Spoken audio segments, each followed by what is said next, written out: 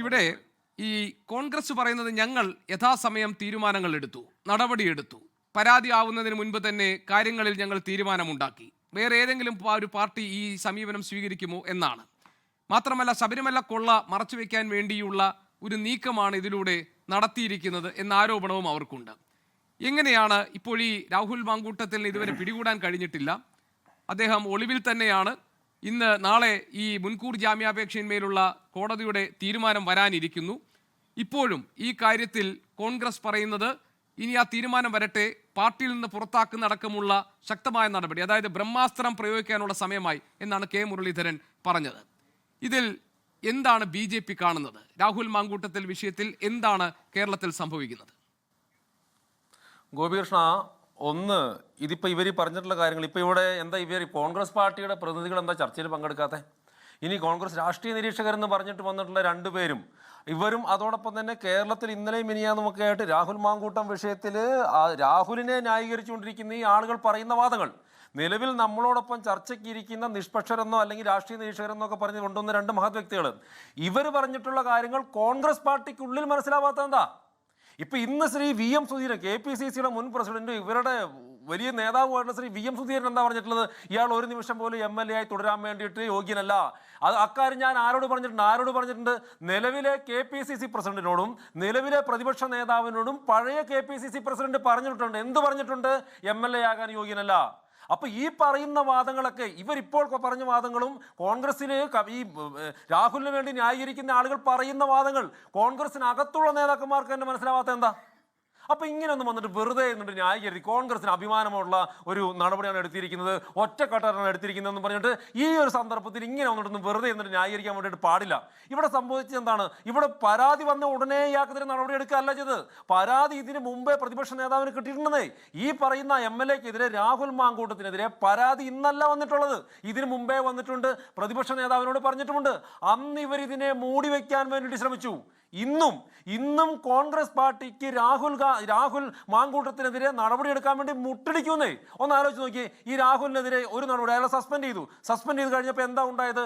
ഇവിടുത്തെ അയാളുടെ വലിയൊരു ശൃംഖല, വലിയൊരു ഓൺലൈൻ വെട്ടുകളിക്കൂട്ടം ഇവരുടെ സീനിയർ നേതാക്കന്മാരുൾപ്പെടെയുള്ളവർക്കെതിരെ സൈബർ ആക്രമണം നടത്തിയില്ലേ? ഇവരുടെ കോൺഗ്രസ് പാർട്ടിക്ക് അകത്തെ തന്നെ സീനിയർ നേതാക്കന്മാർക്കെതിരെ സൈബർ ആക്രമണം നടത്തിയപ്പോൾ എന്തേ നടപടിയെടുക്കാൻ വേണ്ടി ഇവർ പേടിച്ചിട്ടുള്ളത്? ഇവരെന്തേ വൈകിട്ടുള്ളത് എന്ന് പറഞ്ഞാൽ കോൺഗ്രസ് പാർട്ടിക്കകത്ത് ഉരുത്തിരിഞ്ഞു വന്നിട്ടുള്ള രാഹുലിന്റെ നേതൃത്വത്തിലുള്ള ആ ഒരു വെട്ടുകളിക്കൂട്ടം, അല്ല ക്രിമിനൽ സൈബർ സംഘം, ആ സംഘത്തെ കോൺഗ്രസ് പാർട്ടിക്ക് വരെ പേടിയാന്നേ. രാഹുൽ മാങ്കൂട്ടം പെൺകുട്ടികളോട് മാത്രമൊന്നുമല്ല, കോൺഗ്രസ് പാർട്ടിയോട് തന്നെ ചോദിച്ചു ഹൂ കേസ് എന്നാണ്. ഇയാളെ സസ്പെൻഡ് ചെയ്തതിന് ശേഷമാണ് ഇയാൾ പാലക്കാട് നിരവധിയായിട്ടുള്ള പരിപാടികളിൽ പങ്കെടുത്തിട്ടുള്ളത്. ഇയാളെ സസ്പെൻഡ് ചെയ്തതിന് ശേഷമാണ് ഇയാൾ കോൺഗ്രസിന്റെ MLA എന്ന് പറഞ്ഞുകൊണ്ട് നിയമസഭയ്ക്കകത്ത് പോയി കയറിയത്. ഇയാളെ സസ്പെൻഡ് ചെയ്തതിന് ശേഷമാണ് പ്രതിപക്ഷ നേതാവിനൊപ്പം തിരുവനന്തപുരത്ത് പരിപാടി പങ്കെടുക്കാൻ വേണ്ടിയിട്ട് പോയിട്ടുള്ളത്. ആ പരിപാടി പക്ഷെ ഇരുന്നില്ല എന്ന് തോന്നുന്നു. ഇയാളെ സസ്പെൻഡ് ചെയ്തതിന് ശേഷം തന്നെയാണ് ഈ കേസിന്റെ മൊഴിയെടുക്കുന്ന സമയത്ത് തന്നെയാണ് പാലക്കാട് കണ്ണാടി പഞ്ചായത്തിൽ ഇവർ കോൺഗ്രസ് പാർട്ടിക്ക് വേണ്ടിയിട്ട് വോട്ട് പിടിച്ചിട്ടുള്ളത്. അപ്പൊ കോൺഗ്രസ് പാർട്ടിയോട് തന്നെ രാഹുൽ ചോദിച്ച ഹൂ കേസ് ആ പേടിയാണ് ഈ കോൺഗ്രസ് പാർട്ടിയുടെ പ്രശ്നം എന്ന് പറയുന്നത്. അതല്ലാതെ ഇങ്ങനെ വന്നിരുന്ന് ന്യായീകരിക്കാനുള്ള യാതൊരു മാനദണ്ഡങ്ങളും അതിലില്ല. ഒരു കാര്യം കൂടി ഞാൻ പറയട്ടെ, രണ്ട് പരാതികളാണ് നമ്മളിപ്പോൾ മാധ്യമങ്ങളിലൂടെ പുറത്തറിഞ്ഞിട്ടുള്ള രണ്ട് പരാതികളാണ്. പരാതികൾ ഇനിയും ഉണ്ടെന്ന് പറയപ്പെടുന്നു, പക്ഷേ രണ്ടെണ്ണം പുറത്തു വന്നിട്ടുണ്ട്. ഈ രണ്ടിന്റെ പാറ്റേൺ നിങ്ങൾ ശ്രദ്ധിച്ചേ.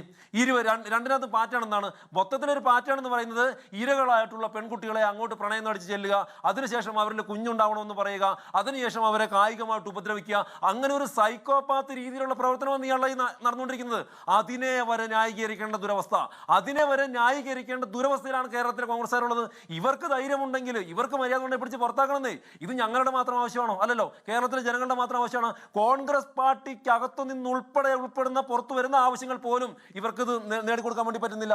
പിന്നെ ഇവിടെ CPMന്റെ പ്രതിനിധി രാഹുൽ മാങ്കൂട്ടത്തിന്റെ വിഷയത്തിന്റെ ഇടയ്ക്ക് ഇരുന്നിട്ട് ശബരിമല കൊള്ളയെന്ന് ന്യായീകരിക്കരുത്. ശബരിമലയെ കമ്മ്യൂണിസ്റ്റ് പാർട്ടിയുടെ നേതൃത്വത്തിലുള്ള സർക്കാർ കൊള്ള ചെയ്തത് തന്നെയാണ്. ഏതോ ഉണ്ണികൃഷ്ണൻ പോറ്റിയുടെ വലതുപക്ഷം എന്തൊക്കെയോ എന്ന് പറയുന്നുണ്ട്. എന്ത് വലതുപക്ഷം? എന്ന് മുതലായി കടകംപള്ളി സുരേന്ദ്രനൊക്കെ വലതുപക്ഷക്കാരനായി മാറിയത്? കടകംപള്ളി സുരേന്ദ്രനും അദ്ദേഹത്തോടുള്ളപ്പോൾ ഉണ്ണികൃഷ്ണൻ പോറ്റിയൊക്കെ നല്ല തനിത്തങ്കം കമ്മ്യൂണിസ്റ്റുകാരൻ തന്നെയാ, തനിത്തങ്കം ഇടതുപക്ഷക്കാരൻ തന്നെയാ. ആ സ്വർണ്ണക്കൊള്ളയെ ശബരിമലയിൽ നിങ്ങൾ നിങ്ങൾ നടത്തിയുള്ള സ്വർണ്ണക്കള്ളയെ ഇതിനിടയിൽ വെളുപ്പിക്കാൻ വേണ്ടി നടക്കരുത്. ശബരിമലയിൽ നമ്മുടെ സർക്കാരിന്റെ നിങ്ങളുടെ പാർട്ടിയുടെ നമ്മുടെ സർക്കാരിന്റെ ഒരു നടപടി ഉണ്ടായതൊന്നുമല്ല. ദേവസ്വത്തിന്റെ സ്പെഷ്യൽ കമ്മീഷണർ അദ്ദേഹത്തെ പോലും അറിയിക്കാതെ 2025 സ്വർണ്ണപ്പാളികൾ ചെന്നൈക്ക് കൊണ്ടുപോയപ്പോ ആ കാര്യം ബഹുമാനപ്പെട്ട ഹൈക്കോടതി അറിയിച്ചപ്പോൾ ഹൈക്കോടതിയുടെ നേതൃത്വത്തിലാണ്. എന്ന് മാത്രമല്ല, അന്വേഷണ ഉദ്യോഗസ്ഥർ സർക്കാരിന്റെയോ ദേവസ്വത്തിന്റെയോ ഓഫീസിന്റെ പരിസരത്ത് പോലും പോകാൻ പാടില്ല നമ്മുടെ ഹൈക്കോടതി പറഞ്ഞിട്ടുണ്ട്. എന്താ, പോയിട്ടുണ്ടെങ്കിൽ ഇവർ അതിന്റെ വിവരം അറിയും, കേസ് അട്ടിമറിക്കാൻ വേണ്ടി ശ്രമിക്കും. അങ്ങനെ നിങ്ങളെ സർക്കാരിനെ അറിയിക്കുക പോലും ചെയ്യാതെ നടത്തുന്ന ഒരു അന്വേഷണം, ഹൈക്കോടതിയുടെ ഇടപെടൽ ഉള്ളത് കൊണ്ട് മാത്രം നടത്തുന്ന അന്വേഷണം, ആ സ്വർണ്ണക്കൊള്ളയെ കമ്മ്യൂണിസ്റ്റ് പാർട്ടി നടത്തിയ പത്മകുമാർ എന്ന് പറയുന്ന കമ്മ്യൂണിസ്റ്റ് പാർട്ടിയുടെ മുൻ MLA-യും സംസ്ഥാന കമ്മിറ്റി അംഗവുമടക്കം, വാസു എന്ന് പറയുന്ന പിണറായി വിജയന്റെ വിശ്വസ്തനടക്കം ഉള്ള ആളുകൾ നടത്തിയ സ്വർണ്ണക്കൊള്ളയെ ഇതിനകത്ത് കയറി ന്യായീകരിക്കരുത്. അത് വേറെ ഇത് വേറെ.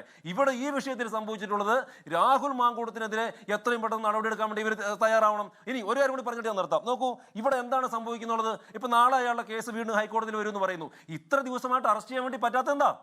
കേരളത്തിൽ ഇവരുമല്ല പറയുന്നുണ്ടല്ലോ, തിരുട്ട് ഗ്രാമത്തിൽ പോയി തിരുടന്മാരെ അറസ്റ്റ് ചെയ്ത പോലീസ്, അങ്ങ് ധാരാവിയിൽ പോയി ക്രിമിനലുകളെ അറസ്റ്റ് ചെയ്ത പോലീസ് എന്നൊക്കെ പറയുന്നുണ്ടല്ലോ.